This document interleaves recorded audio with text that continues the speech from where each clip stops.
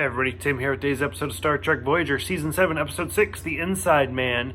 So, I don't know, once again, I was super excited for this episode because it's the return of Barclay, who's one of my favorite characters, and the third and final appearance of Troy in the Voyager series.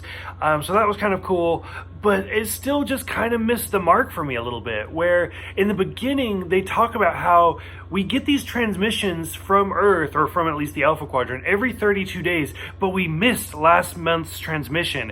So already I feel like they're kind of abusing that storyline, because it was like 2 episodes ago in the Repression episode where Tuvok had just gotten a letter from his son. So is this now like 2 months? Has it been 2 months after just 2 weeks? Or I don't know how that works, but I feel like they could have kept better track of like every 4 episodes maybe get a letter or something. But I feel like they kind of missed, they dropped the ball a little bit. So this month, we ended up getting a hologram of Barclay. And I was super excited because Dwight Schultz is such a good actor.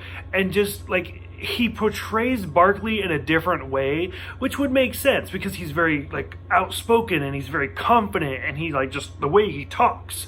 And it's completely different than Barclay, but if that's how he's writing the hologram about himself, it would kind of make sense. And then slowly we start seeing like things aren't 100% right, where like he's doing impressions of the captain and he's doing impressions of Tuvok, which aren't necessarily wrong, but then he almost verbally attacks the doctor. And so they start doing more and more research, and Barclay's like, hey, I can get you home in 3 days, because he wants to, like, it's so much technobabble where it's like, take you to a red dwarf or whatever, and there's one in the Alpha Quadrant, and we're going to make a hole, and you'll be just fine. And the doctor's like, that would like melt everybody on board. Like, there's no way. And Barclay's like, don't worry about it, I got you. And he has inoculations and he has all sorts of stuff.